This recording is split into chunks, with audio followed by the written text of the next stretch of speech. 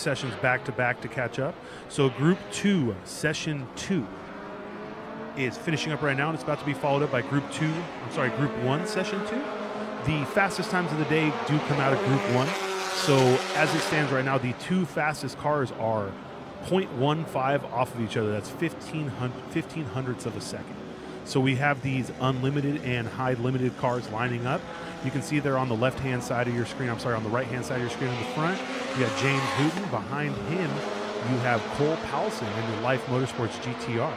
The fastest car behind James Hooten is that little NC Miata that could, Jensen Little. He is right on his tail. He is a hometown hero. This is his home track. So James has only laid down one true flyer. He's done a 118.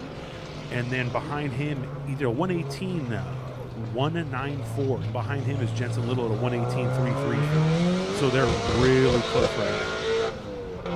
For anyone that's tuning in for the first time, just want to catch you guys up to date. This is the inaugural Super Lap Battle here at Circuits of the America.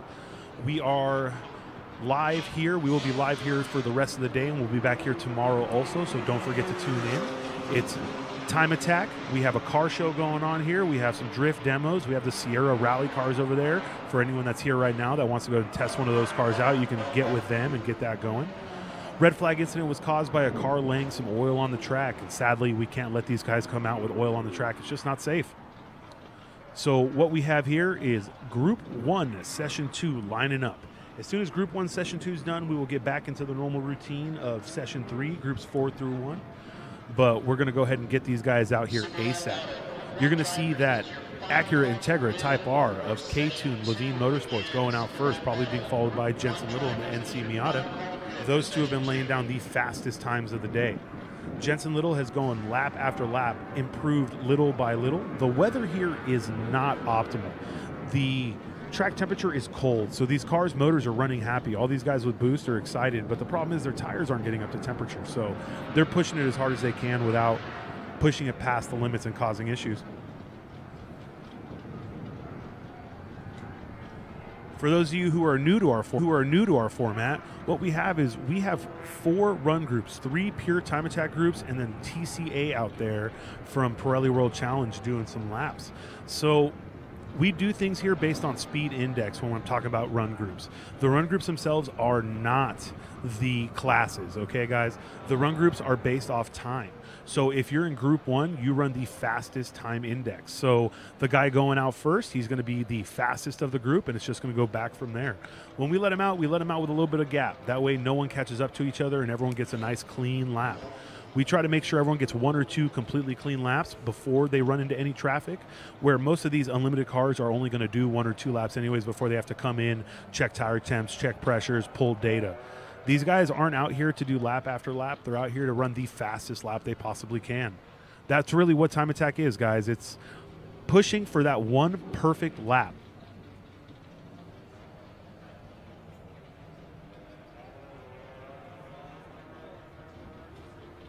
It looks like we're getting the final car off from Group 2, and here we go, guys. We have James Hooten coming out, leading this pack. James has run the fastest time of the day so far. He's going to be followed by what looks like Cole Powelson right now in the Life Motorsports GTR. This car has some international fame behind it. It has made a trip to World Time Attack. It's done Pikes Peak, I believe, 2 or 3 years running. And they have also beaten Nob Taniguchi at the very first speed ring at Auto Club Speedway in California.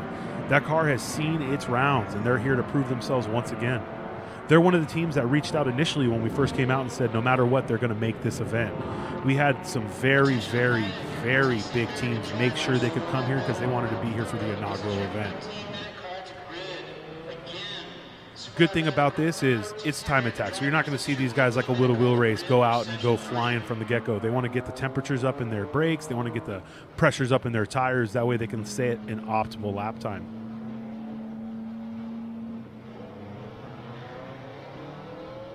Probably the most surprising car of the weekend is Jensen Little himself. Though everyone said he was going to be fast, I don't think anyone expected him to keep up with the likes of James and his Acura Integra Type R. If I'm not mistaken, that is the fastest Integra in North America. He trails behind a Honda Civic as the fastest time attack car in North America.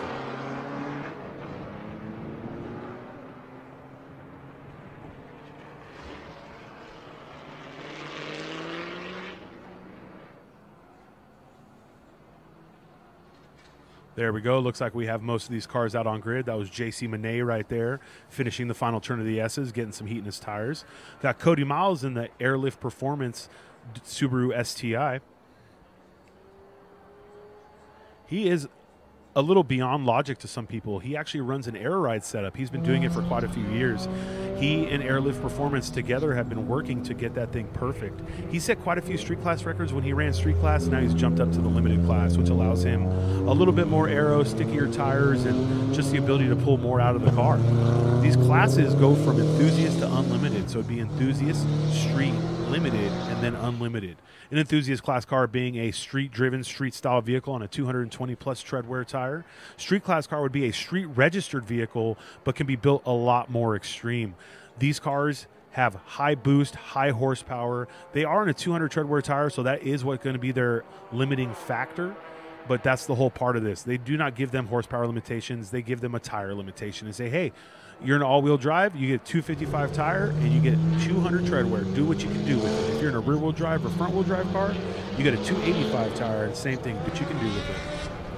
So it does look like James Hooten is about to start his hot lap. Yep, he is on the gas, guys. He's going up to turn 1. For anyone that hasn't been to COTA or seen COTA, this is 133 feet of elevation. You see him in the compression of the uphill and in braking, throwing some sparks out of those titanium rods underneath the splitter. It's going to take him to the downhill turn 2. This is really important because this is what's going to set you up through the S's right here. The S's being one of the most important parts of the track. This is all about flow, guys. This isn't about straight up speed. It's about making sure you set up every corner clean. Looks like James is getting real smooth through it right now. His exit out of the S's was good. Cole putting in some good laps behind him, keeping up.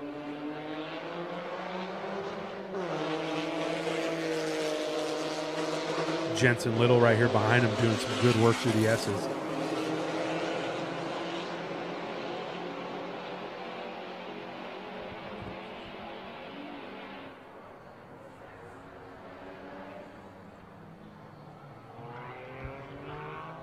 All right, here we go, guys.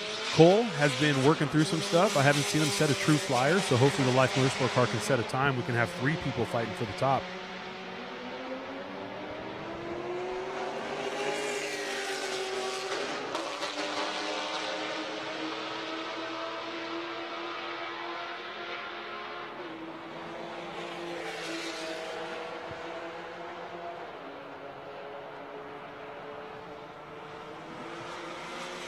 That right there would be the last car that was set out on grid.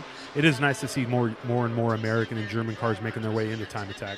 We've been seeing a lot of Corvettes, Camaros, and Porsches coming to all the events, so it looks like the little Japanese tuner sport is starting to take over North America.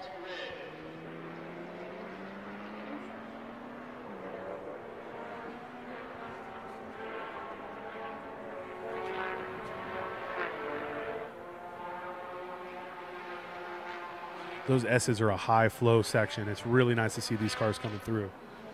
It's just all about in and out. Unlike most, it's just all about keeping it clean. So I believe we're going to have James Hooten finishing a lap. A 2:14, 4:38.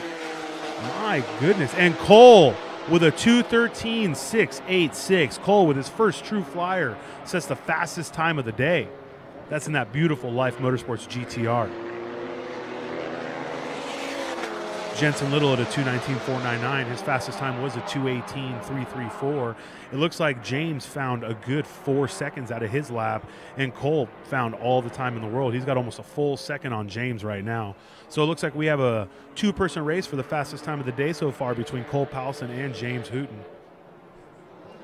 This is one of the best parts. We do not have a delineation between drivetrains anymore. It's just class-based. So James in that front-wheel drive car is fighting Cole for the same spot on the podium. They are both in unlimited, and up until just right now, James was on top of the step. We've got Mike McGinnis running a 241. Ryan Passy with a 227.167, but JC Monet, he figured it out, got a 227.099. It does look like both these guys are on another flyer. Let's see how they take this corner right here. They might be on their cool-down lap. They might be going back to the pit. It does look like it to me. That doesn't look like they're on flyers right now.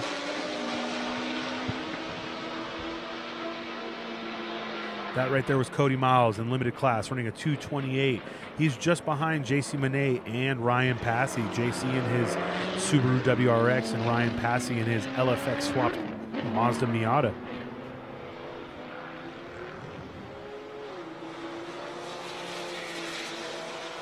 These sessions right now will be 15 minutes long, so these guys are going to have to put their time in to make sure they get those hot laps.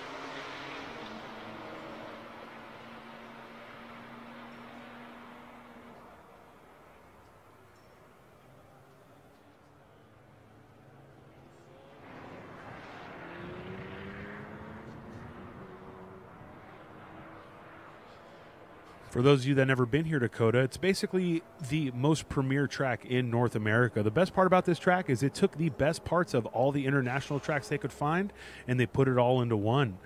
You have things like turns 4 through 6, those S's I talk about. It's a roller coaster ride like Maggots, Beckett's, and Chapel section in England Silverstone. Then you have the turns 12 through 14, which is almost identical to the stadium section at Hockenheim in Germany. Probably the most popular and famous section of this track is turns 16 through 18. It's a triple apex 180. It's one of the hardest corners to set up for because you don't have one or two, but you have 3 apexes you need to hit to make that smooth and clean. That section right there sends you straight into 19, which is a quick shot all the way to 20 to put you back down pit lane. Car's pushing it a little out there. The weather is still very cold, so tire temps are not going to get up. Oh, and it does look like Jensen Little is off the track. He was about to make turn 1 and then pulls off to the right. Not sure if he has an issue. Don't see any smoke. Don't see anything like that, so it might be something that he saw on his onboard data.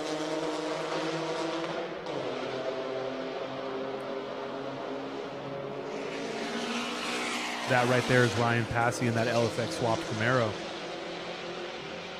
He's running a 225 now. So he just took it from a 227 to a 225. That would put him fastest limited car in this. Nope. Mike McGuinness with a 224.710. So Mike McGuinness in the R35 ran a 224. Ryan Passey's car always looks so smooth and clean when it's going around the corners. We've been watching him for a long time, and the development in that car and all the time spent working on it has seemed to really put in the work.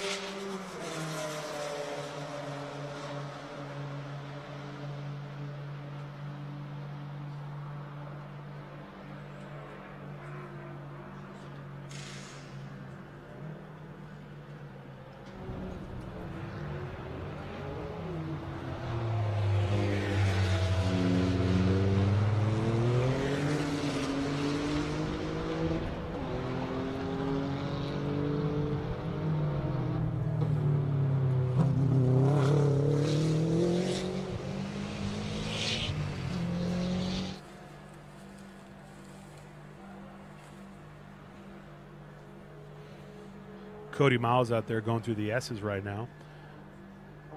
Cody with the fastest time of a 2:28 in limited class. That does put him behind Mike and Ryan Passey.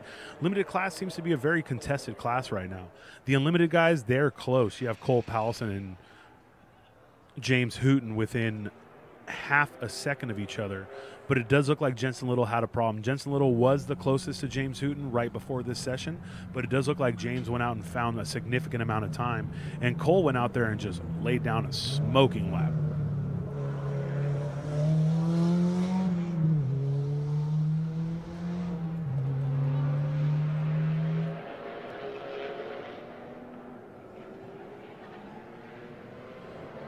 Maybe Jensen got this figured out. He might have had to just restart the car. Right as safety crew was about to come pick him up, they might want to talk to him real quick. Nope, looks like he's going to make it out. That car is really well built. The whole program behind that car is done by him and his team. They've put a lot of time and a lot of effort into that car, and watching them the first session prove that.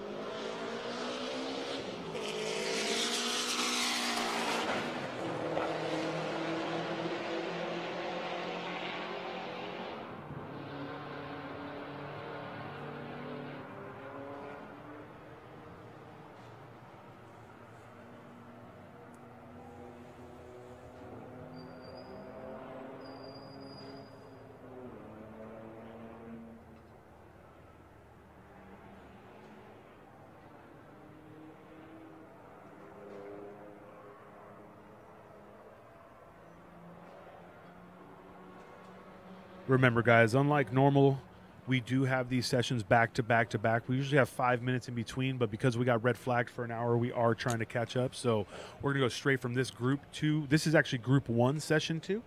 We're going to go straight from this all the way back to group 4, session 3.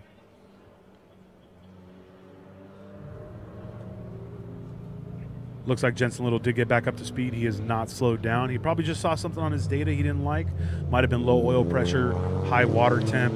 He didn't want to get in the way of Ryan Passey right there, so he made it down the straight and then pulled directly to the inside and let him by. Behind Ryan Passey is JC Monet, another name in Time Attack people know in North America. He's been running for some time. The K-tuned car made a flyer, but it does look like we have James out of the vehicle, so I'm not sure what's going on there. Maybe we can find out in a little bit when we go back down.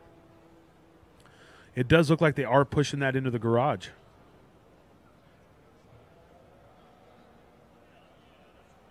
Same with Cole. Look at that. Both drivers are out of their vehicles. They let James in. They are sharing a garage, so they let James in so they could push themselves back in. My guess with Cole is they set their time and they're waiting for the next session to go out. James seemed to have a little bit of stress on his face, though, so hopefully they don't have anything catastrophic going on over there.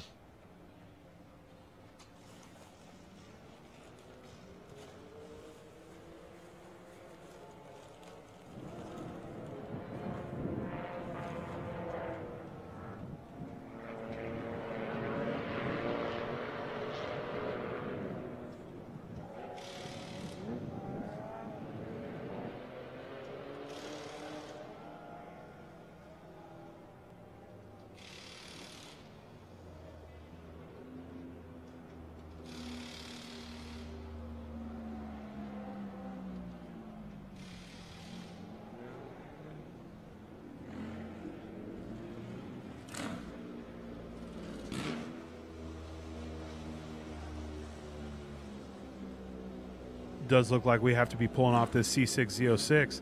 This car a lot of people have seen in more than just Time Attack. He runs Optima's Search for the Ultimate Street Car, which has a little bit different of a rule set. Those guys don't allow rear wings. You can only have wicker bills. You can't have true Time Attack arrows, so it does look like he put that car up to snuff. We have the Bobby Lane Racing Project Import Honda Accord being worked on. From what I've heard from those guys down there, they are fighting a few issues, but they did go out there and lay down a 234. So that's Racing Ray Williams driving that car from New Zealand. He has been laying down the time. Maybe we can get a little bit of info from them about what's going on. It does look like they have a drive belt off. That car is supercharged with a Rotrex, so if they're having a drive belt issue, they're definitely going to need to fix that, because without that, no supercharger at all.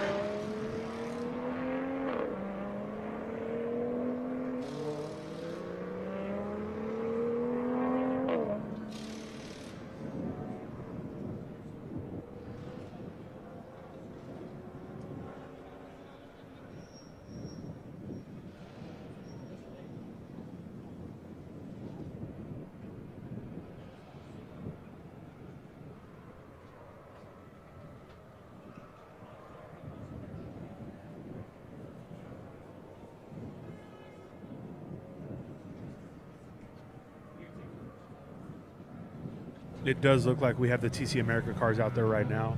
These guys wanted to come out, run with us, get a little testing in, and they wanted to be part of the Super Lab Battle USA franchise. So they reached out. They wanted to bring some cars out, so we have 4 or 5 of their guys out testing. These Audi TCA cars are gorgeous. So you can really see the difference between these cars and, say, the Unlimited or Limited class builds. Their aero is much more minimal. They're all about flat underbodies, clean body lines to gain their downforce, mainly because they're wheel-to-wheel racing. You can't have huge aero in wheel-to-wheel racing. If any of you guys have been following Formula One lately, you'll know that they've been working on getting rid of front downforce, because it's just impossible for these guys to race each other in the wash. You get too close to the car in front of you, you lose all your braking ability, you lose all your tires, you lose all your turn-in ability, so your tires scrub faster. So this following year, they're trying to get rid of all that, and that's what you see a lot in wheel-to-wheel racing. You see these guys want to run closer and be smoother.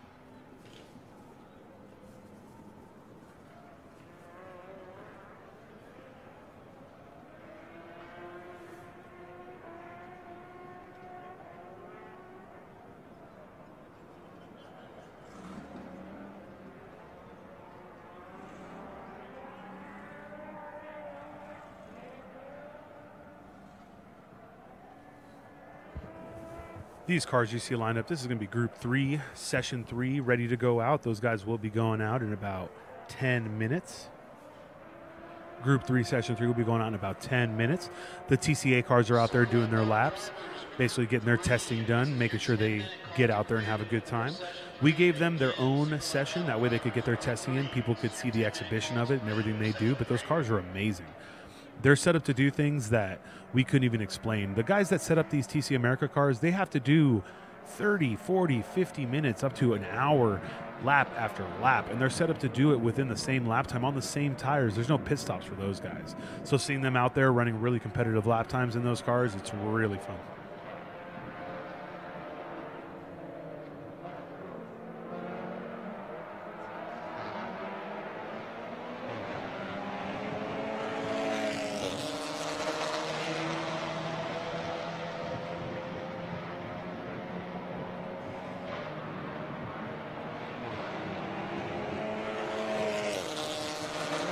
As you can see in the background of that shot, if you guys aren't here, you're also missing some live drift demos. They're giving ride-alongs over there in the paddock. You got the Sierra cars going on. Those are some nice rally or drift cars that you could pick up directly from Sierra cars. For $150, you can do a full driving experience. And if you're here or you plan on seeing those cars somewhere, I highly recommend it. We also have a car show going on along with vendors. We have food trucks. This is basically just a good old time here in Austin, Texas. This right here, these aren't just these guys out here having fun. They're basically giving people free ride-alongs. So these drift guys, they wanted to come out, be part of the experience, have a good time. Not to mention drifters love putting passengers in their cars and, in my opinion, scaring the crap out of them. But ooh, and then welcome to drifting, guys.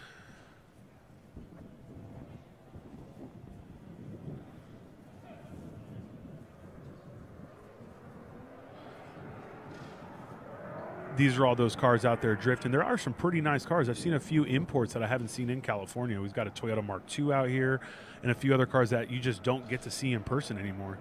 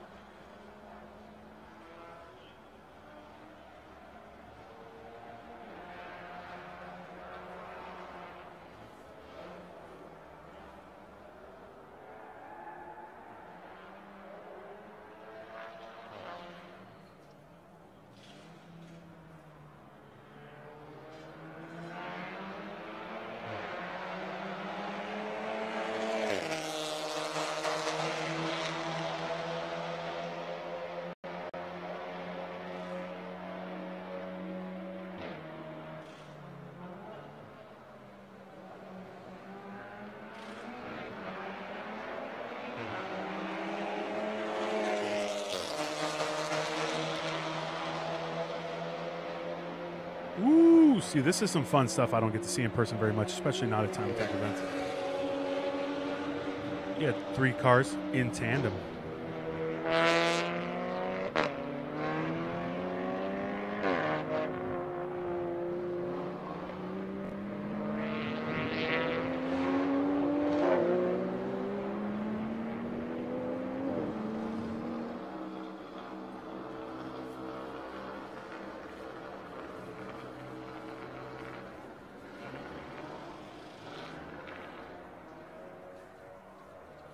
Here we go, guys. We got 6 minutes till Group 3, Session 3 goes live. Group 3, Session 3.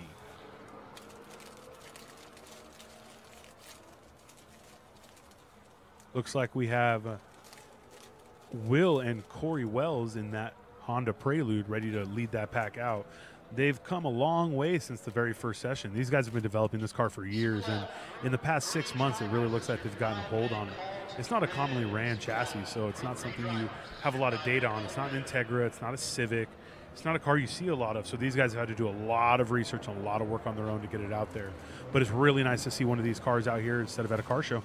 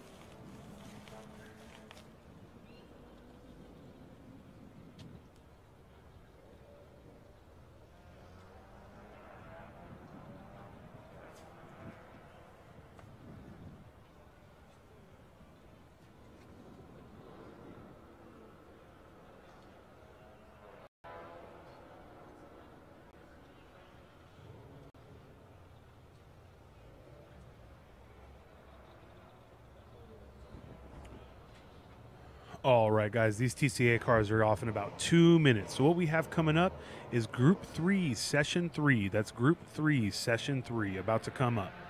That's those cars you see here waiting in a line. We are running these sessions back-to-back with no hold right now. We're trying to catch up because we had a red flag incident before lunch that cut 2 sessions short. So after this set of groups, we should have our time all caught up, and we should be able to get right back to it. All you guys following online, make sure to check us out, superlapbattleusa.com. If you need to know what timing and scoring is live, make sure to go to racehero.io or download the Race Hero app on your mobile device.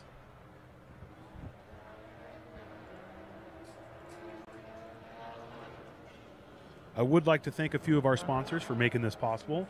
Garrett Advancing Motion, Ignite, the official ethanol fuel of Super Lap Battle, CSF Radiators, Competition Clutch, Stop It Tech Racing, the official brakes of Super Lap Battle, Turbo Smart, Waypoint Watches, the Dashcam Store, and Yokohama Tire, the official tire sponsor of Super Lap Battle USA. We are here at our inaugural event at Circuits of the America in Austin, Texas. Everything is going very well. Times have been dropping every session, even though the temperature has also been dropping. These guys are finding a way to push past the fact that tire temps are not coming up, brakes are not staying at heat, but they're still out there running blazing fast times. The fastest time of the day so far was set by Cole Powelson.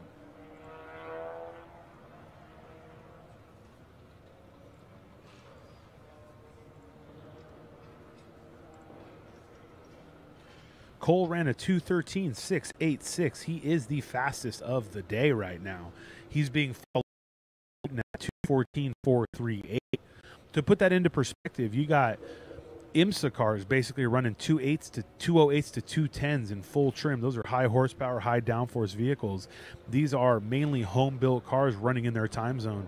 I truly believe if we were in an optimum day, which we may have tomorrow, that you would see these lap times drop even more. It's really hard to set a flyer when you aren't sure if your tire is going to be underneath you around the corner because the track temp is so cold. The biggest thing about these cars is they're just set up for one lap.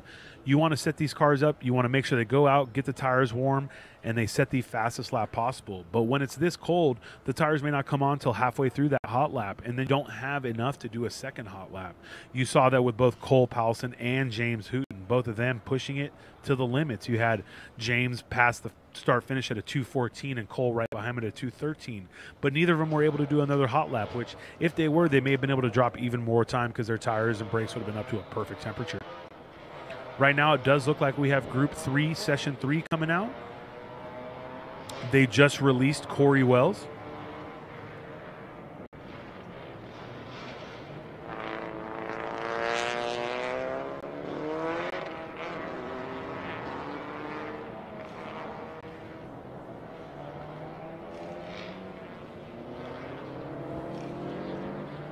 That's a beautiful FDR X7 right there in enthusiast class. He brought basically a street car with a little bit of aero on it. It is on a 220 treadwear tire and does abide by all of our street class rules or enthusiast class rules. This Camaro right here has been setting the fastest time of this session. He's in the 224s last session. We'll see what they can do right now.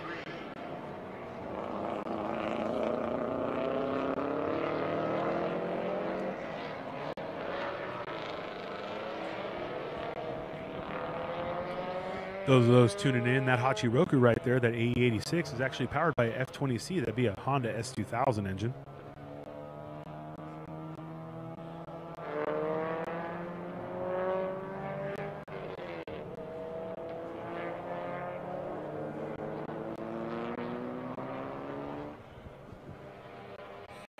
Here we have the rest of Group 3 ready to go out.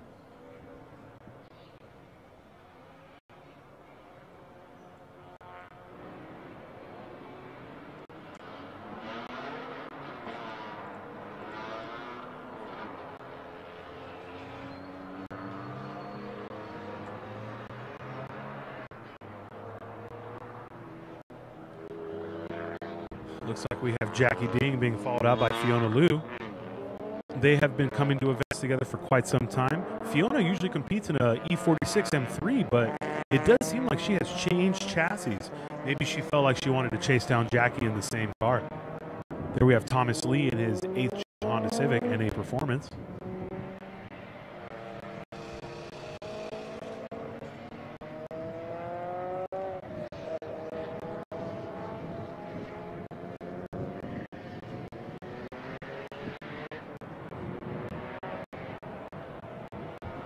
That's Scott Dolehite right there running in his 6th gen Chevrolet Camaro SS. The R stands for Race Team.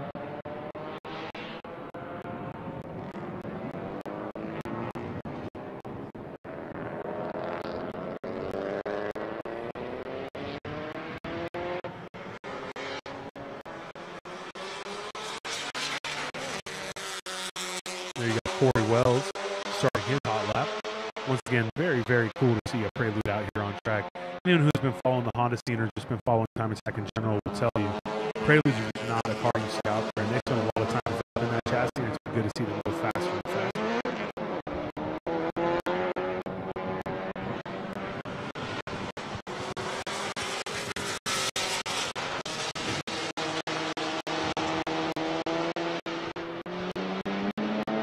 That Mazda RX-7 being driven by Jonathan Waits, that's our glorious mistakes. We have all made glorious mistakes, Mr. Waits. You love your race team. But that's just another car you don't see out there. FDR X7, not many people run them. They are a rare breed these days.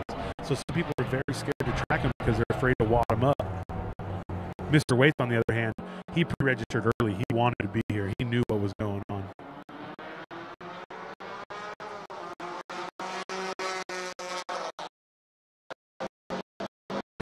Rob from We Don't Live Racing. He's been dropping lap times every session. Let's see what he can lay down.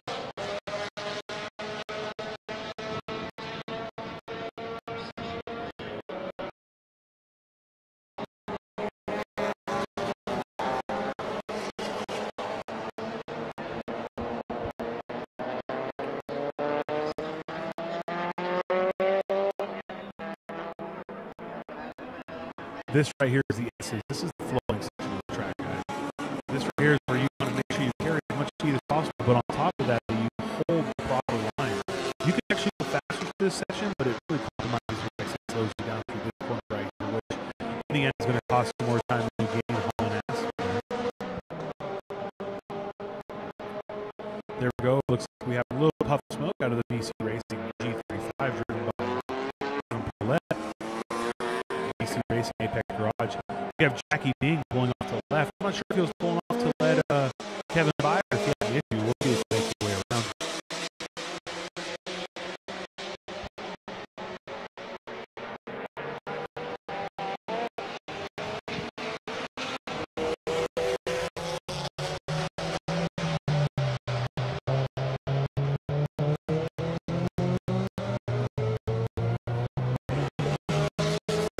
That's another car you might see here in North American Super Tech.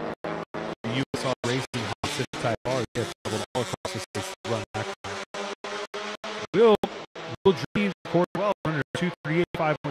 That is the fastest time of the session. Up until Dole just kind of 222. That's 2 seconds off their fastest lap.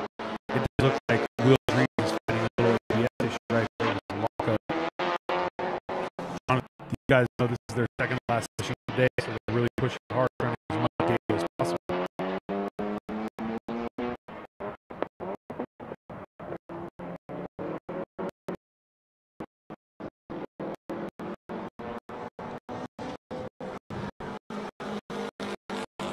Looks like it turned 20. Someone lost it on the track.